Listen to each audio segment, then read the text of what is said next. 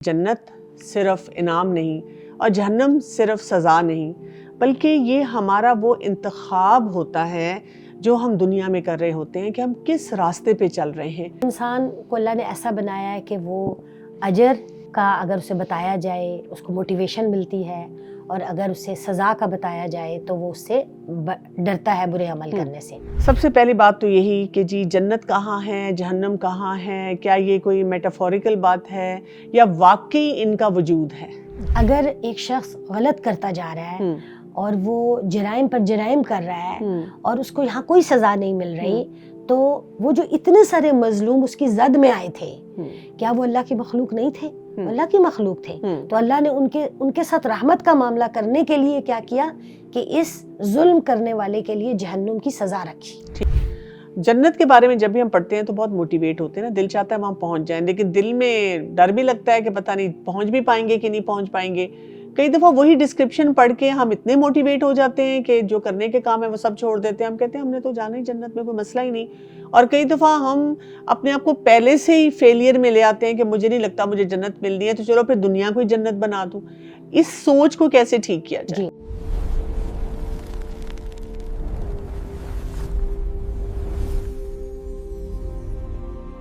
السلام علیکم ورحمۃ اللہ وبرکاتہ۔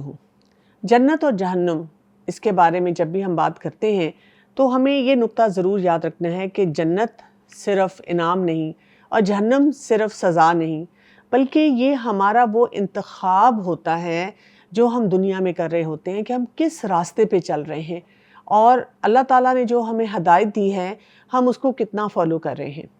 اور ہمارا عقیدہ ہمیں بتاتا ہے، سکھاتا ہے کہ جنت کے کانسیپٹ میں بھی ہم کلیئر ہوں اور جہنم کو بھی ہم صحیح طرح سے سمجھیں۔ آج ہم اسی پہ بات کریں گے۔ میرے ساتھ موجود ہیں زبیدہ عزیز صاحبہ، جنہوں نے ایم فل کیا ہوا ہے اسلامک اسٹڈیز میں، اور وہ الہدیٰ انٹرنیشنل ویلفیئر فاؤنڈیشن کی سینئر فیکلٹی میں سے ہیں۔ السلام علیکم ورحمۃ اللہ وبرکاتہ۔ وعلیکم السلام ورحمۃ اللہ وبرکاتہ۔ سب سے پہلی بات تو یہی کہ جی جنت کہاں ہے، جہنم کہاں ہے، کیا یہ کوئی میٹافوریکل بات ہے یا واقعی ان کا وجود ہے؟ جی، جنت اور جہنم جو ہیں وہ حقیقی وجود رکھتی ہیں، اور یہ کہاں ہیں یہ تو اللہ تعالیٰ ہی بہتر جانتے ہیں۔ لیکن ہم یہ دیکھتے ہیں کہ نبی اکرم صلی اللہ علیہ وسلم نے بھی ہمیں اس کے بارے میں بتایا، قرآن مجید نے بار بار جنت اور جہنم کا ذکر کیا، اور ان دو کا ذکر کر کے دراصل انسان کو عمل کی طرف رغبت دلائی، کیونکہ انسان کو اللہ نے ایسا بنایا ہے کہ وہ اجر کا اگر اسے بتایا جائے اس کو موٹیویشن ملتی ہے، اور اگر اسے سزا کا بتایا جائے تو وہ اس سے ڈرتا ہے برے عمل کرنے سے۔ دوسری طرف ہم دیکھتے ہیں کہ خود نبی صلی اللہ علیہ وسلم نے جب معراج کے موقع پر جنت جہنم کا باقاعدہ مشاہدہ کیا، بعض جرائم جو تھے ان کی سزائیں بھی دیکھیں، یہ چیز بھی ہمیں بتاتی ہے کہ جنت اور جہنم موجود ہیں۔ ان کی وسعت کے بارے میں ان کی دیگر ڈسکرپشن بھی حدیث کی کتب میں ہمیں ملتی ہے۔ تو یہ باقاعدہ طور پر حقیقی طور پر ہے، اور پھر انسان کو جو سزا اور جزا کا جو تصور ہے وہ ان کے ساتھ جڑا ہوا ہے۔ یہی میں آپ سے آگے پوچھنا چاہتی ہوں کہ کیوں اسلام اتنا زیادہ اکاؤنٹیبلٹی، سزا اور جزا کے اوپر، یعنی ہر بات پہ ہمیں ہر قدم پہ لگتا ہے کہ ہم جواب دیں ہیں؟ اس لیے کہ اللہ تعالیٰ نے ہمیں دنیا میں بھیجا ہی اس لیے ہے۔ ہمارا جو نظام زندگی ہے، یعنی انسان کے لیے جو نظام زندگی طے کیا گیا وہ ہے یہ کہ وہ دنیا میں جائے، ایک مخصوص ٹائم پیریڈ ہے، اس میں وہ رہے، اور اس کے دوران وہ کیا کرتا ہے، کوشچن ہی یہی ہے۔ اب اس کرنے میں ہم یہ عمل کر رہے ہیں تو ہم اچھائی کی طرف جا رہے ہیں، اچھا کر رہے ہیں، ہم یہ کر رہے ہیں تو ہم برائی کی طرف جا رہے ہیں یا برا کر رہے ہیں، یہی مستقل چیک ہوگا۔ صحیح۔ تو ظاہر ہے جب اللہ نے نظام ہی یہی بنایا ہے تو اسی کے مطابق ہمارے ساتھ معاملہ بھی ہوگا۔ ٹھیک ہے۔ جب بھی ہم جہنم کے بارے میں پڑھتے ہیں تو خوف آتا ہے، یعنی وہاں کی سزائیں اور وہاں کا پڑھنا، اس میں اللہ کی کیا رحمت ہے؟ کیونکہ کئی دفعہ لوگ یہ کہتے ہیں کہ اس میں بھی اللہ کی رحمت ہے۔ جی، اور جہنم کا پڑھ کر خوف آنا یہ بالکل صحیح ہے اور آنا چاہیے۔ خود ہم دیکھتے ہیں کہ اللہ کے رسول صلی اللہ علیہ وسلم جہنم سے مستقل پناہ مانگتے تھے اور جنت کا سوال کرتے تھے، اور ہمیں بھی یہ تعلیم دی گئی۔ تو جب ہم اللہ تعالیٰ سے جنت کا سوال کرتے رہتے ہیں تو اس کی طرف ہماری رغبت بھی بڑھتی ہے۔ جب ہم جہنم سے پناہ مانگتے رکھتے ہیں تو اس سے بچنے کا بھی انسان پھر سوچتا ہے، کیونکہ انسان کی جو ایکشنز ہوتے ہیں اس کا اور اس کے مائنڈ کا ایک کنیکشن ہے۔ تو آپ جب مستقل اپنی زبان سے ایسے دعائیہ کلمات نکال رہے ہیں تو آپ کا مائنڈ بھی اس سے متاثر ہو رہا ہے اور پھر آپ اس کے مطابق عمل بھی کر رہے ہیں. تو جنت اور جہنم جو ہیں یہ دونوں انسان کے لیے بہت ہی ضروری ہیں تاکہ وہ اپنی زندگی کو ایک مقصد کے ساتھ گزارے اور اپنی آپ کو بے مقصد زندگی سے بچائے. بالکل صحیح. ماڈرن مائنڈ سیٹ جو ہے وہ جہنم کے کانسیپٹ کو نہیں ماننا چاہتا. وہ کہتے ہیں کہ جیسے ہم کہتے ہیں نا کہ بس اللہ ہے، بس پیار ہی پیار، اور اچھی اچھی باتیں دین کی ہونی چاہیے، اور اس طرح کی سخت بات جو ہے وہ نہیں، ہمیں اس کو نہیں زیادہ بات اس پہ کرنی چاہیے، یا وہ ایگزسٹ نہیں کرتی دین میں. دیکھیں جہاں تک اللہ تعالیٰ کی رحمت کا تعلق ہے یا اللہ تعالیٰ کے اپنے بندوں سے محبت کا تعلق ہے، وہ اپنی جگہ پر ایک اسٹیبلشڈ حقیقت ہے اور اس کے مظاہر بھی ہم دیکھتے ہیں. لیکن دوسری طرف یہ تصور بھی اپنی جگہ بہت اہم ہے، اور یہ بھی ایک طرح سے اللہ کی رحمت ہی ہے. کیسے؟ ایسے کہ جیسے ہم نے پہلے بھی بات کی تھی آخرت کے موضوع پر، کہ اگر ایک شخص غلط کرتا جا رہا ہے اور وہ جرائم پر جرائم کر رہا ہے اور اس کو یہاں کوئی سزا نہیں مل رہی، تو وہ جو اتنے سارے مظلوم اس کی زد میں آئے تھے، کیا وہ اللہ کی مخلوق نہیں تھے؟ اللہ کی مخلوق تھے. تو اللہ نے ان کے ساتھ رحمت کا معاملہ کرنے کے لیے کیا کیا کہ اس ظلم کرنے والے کے لیے جہنم کی سزا رکھی. ٹھیک ہے. مثلا ہم دیکھتے ہیں اس وقت دنیا میں بعض جگہوں پر بہت زیادہ مظالم ہو رہے ہیں. اب وہ جو مظالم ہو رہے ہیں وہاں جو لوگ ہیں وہ کس قدر اس ظلم کا شکار ہو کر مر رہے ہیں، ختم ہو رہے ہیں. اور کیا دنیا میں کوئی بھی اس وقت ایسا ہے کہ جو ان کا سد باب کر سکے؟ نہیں ہے. تو ایسے جو لوگ ہیں ان کو بہرحال آخرت میں جا کر اپنی سزا تو بھگتنی ہوگی. اچھا، کیا یہ جسٹس ہے کہ ایک انسان جو ہے اس سے ٹھیک ہے غلطی ہوئی لیکن اس کو ہمیشہ ہمیشہ کے لیے جہنم میں ڈالا جائے؟ کیونکہ قرآن پاک میں کچھ مقامات پہ اس کا ذکر ہمیں ملتا ہے. جی، اس میں یہ ہے کہ جو دائمی عذاب ہے وہ سب چیزوں پر نہیں ہے. موسٹلی جو گناہ ہیں ان کے اوپر یا تو اللہ تعالیٰ اپنی رحمت سے معاف کر دیں گے اگر ایمان اور توحید درست ہے تو، یا پھر یہ کہ اگر سزا دیں گے تو اس گناہ کی سزا بھگتنے کے بعد انسان جہنم سے نکال لیا جائے گا. وہ دائمی نہیں ہے. دائمی جو جہنم ہے وہ چند چیزوں کے اوپر ہے. ایک تو کفر ہے کہ جو شخص دائرہ اسلام میں داخل ہی نہیں ہوا، ظاہر ہے اس کے لیے تو پھر جنت بنائی ہی نہیں گئی نا. دوسرے یہ کہ جو شخص بظاہر تو اس نے اسلام قبول کر لیا ہے لیکن وہ حقیقتاً نہیں کیا، یعنی منافق ہے. ان دونوں سلسلوں میں نا ایسے کہا جاتا ہے کہ اگر جس نے اسلام قبول نہیں کیا اس کا کیا قصور، اس کو اسلام مطلب اس کا ایکسپوجر نہیں ہوا یا اس کو نہیں ہدایت ملی. کیونکہ قرآن پاک میں کئی مقامات پہ ایسے بھی بات آتی ہے نا کہ اللہ جس کو چاہتا ہے ہدایت دیتا ہے. تو اب اگر اللہ نے ہدایت نہیں دی تو اس کا کیا قصور؟ جی، اس کا جواب دراصل یہ ہے کہ اللہ تعالیٰ ہدایت جس کو چاہتا ہے دیتا ہے، ہدایت کی توفیق اللہ تعالیٰ دیتا ہے، لیکن ہدایت کی طرف جانا اور ہدایت کو قبول کرنے کے لیے ایفرٹ کرنا یہ اللہ نے انسان کے اوپر رکھا ہے اور یہ اختیار اسے دیا ہے. اور اسی کے لیے تو اللہ تعالیٰ نے انبیاء بھیجے اور اتنا بڑا نظام قائم کیا. اس کے بعد انسان کے پاس یہ کہنے کی گنجائش باقی نہیں رہتی. باقی یہ کہ اگر واقعتاً کوئی ایسا شخص ہو کہ جس کا ایکسپوجر نہیں ہوا اور جس تک ہدایت نہیں پہنچی تو وہ اللہ رب العالمین اس سے بھی واقف ہے. تو وہ ظاہر ہے اگر اس کے پاس علم ہی نہیں تھا، معلوم ہی نہیں تھا، تو پھر اللہ تعالیٰ اس کے ساتھ اس کے مطابق معاملہ کریں گے. اچھا، یعنی ہم جب دنیا میں رہتے ہیں نا تو ہمیں ہر وقت کیا ہوتا ہے کہ جی یہ نہیں کر سکتے، یہ نہیں کر سکتے، یہ دل چاہ رہا ہے یہ نہیں کر سکتے. دل چاہنے والی باتوں کو تو زیادہ کرنا ہی نہیں نا، نفس کو مارنا ہے.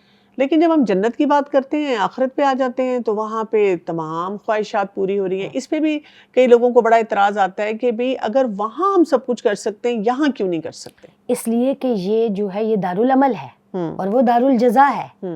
تو جو عمل ہے وہاں تو اللہ نے یہی تو دیکھنا ہے کہ ہم نے اللہ کی بات مانی ہے کہ نہیں مانی. تو اب اللہ تعالیٰ نے کچھ چیزوں پہ روک لگا دی ہے ہمیں، تو اب ہمارا امتحان ہو رہا ہے، وہ دارالجزا ہے. تو اگر ہم یہاں رک گئے تھے اور ہم نے اللہ کی بات مان لی تھی تو یہی تو اللہ کا وعدہ ہے کہ ریوارڈ میں ہمیں وہاں ہر وہ چیز ملے گی جس سے ہم یہاں رکے تھے. جنت کے بارے میں جب بھی ہم پڑھتے ہیں تو بہت موٹیویٹ ہوتے ہیں نا، دل چاہتا ہے وہاں پہنچ جائیں، لیکن دل میں ڈر بھی لگتا ہے کہ پتہ نہیں پہنچ بھی پائیں گے کہ نہیں پہنچ پائیں گے.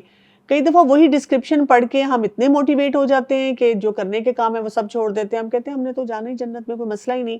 اور کئی دفعہ ہم اپنے آپ کو پہلے سے ہی فیلئر میں لے آتے ہیں کہ مجھے نہیں لگتا مجھے جنت ملنی ہے تو چلو پھر دنیا کو ہی جنت بنا دوں. اس سوچ کو کیسے ٹھیک کیا جائے؟ جی، یہ دونوں جو ہے نا ایکسٹریم پہلو ہیں. دین اعتدال سکھاتا ہے. جہاں تک اس بات کا تعلق ہے کہ مجھے تو جنت ملنی ہی ملنی ہے، تو یہ تو امانی ہیں، امیدیں ہیں، اور ان کو کنڈیم کیا ہے دین نے کہ ہم عمل اپنا کچھ نہیں کر رہے لیکن ہم نے اپنی آرزوئیں رکھ لی ہیں. اور دوسری جو سوچ ہے کہ ہم اس بات پہ ہیں کہ ہم تو کر ہی نہیں سکتے تو ہم ایسے کرتے اسی دنیا کو جنت بنا لیتے ہیں. یہ سوچ بھی کیا کہ ہمیں اصل میں دونوں کا مقصد ایک ہے کہ ہمیں عمل سے الگ کر دیا جائے, اس دنیا میں ہمیں ایفرٹ نہ کرنی پڑے, اور وہ ایفرٹ ہی مطلوب ہے. کیونکہ جب ہم یہ کہیں گے کہ ہم اس دنیا کو جنت بنا لیں تو پھر ظاہر ہے ہم اپنے خواہش کے مطابق جو ہمارا دل چاہے گا ہم کرنے کی کوشش کریں گے. تو اصل میں یہ دونوں ذہن جو ہیں وہ اللہ کی بات ماننا نہیں چاہتے. بالکل صحیح. جنت اور جہنم یہ دونوں کانسیپٹس کے ایمان لانا کیسے ہمیں مورلی اور ایتھیکلی ویل گراؤنڈڈ رکھتا ہے؟ جی, اس کا تو ڈائریکٹ تعلق ہے, کیونکہ جیسے پہلے بھی بات ہوئی کہ جنت اور جہنم دارالجزا ہیں, وہ جزا کے طور پر ملنی ہے, اور ظاہر ہے اس عمل کی جزا جو یہاں اس دنیا میں رہتے ہوئے ہم کر رہے ہیں. ٹھیک ہے. تو ہماری پوری زندگی میں جتنی بھی موریلٹی ہے وہ ساری اسی پہ بیس کرتی ہے کہ ہم کل جواب دیں ہیں, اور اگر اس پہ بیس کرتی رہے گی تو ہمارا عمل آگے ساؤنڈ سے ساؤنڈ ہوتا جائے گا. لیکن اگر وہ اس پہ بیس نہیں کری اور وقتی طور پر کسی مصلحت کے تحت ہم نے کر لیا تو اس کی لائف بہت تھوڑی ہوگی. کیا جہنم کو اوائڈ کیا جا سکتا ہے؟ جی, جہنم کو اوائڈ کیا جا سکتا ہے اپنے اچھے عمل کے ذریعے سے, کیونکہ عمل صالح جو ہے وہی ہے جو, اور دعا کے ذریعے. کیونکہ اللہم اجرنی من النار, یہ جو دعا ہے یہ نبی صلی اللہ علیہ وسلم نے اس کے بارے میں کہا کہ اگر 3 دفعہ کوئی شخص اس دعا کو مانگتا ہے تو اللہ تعالیٰ اسے جہنم سے نجات دے گا.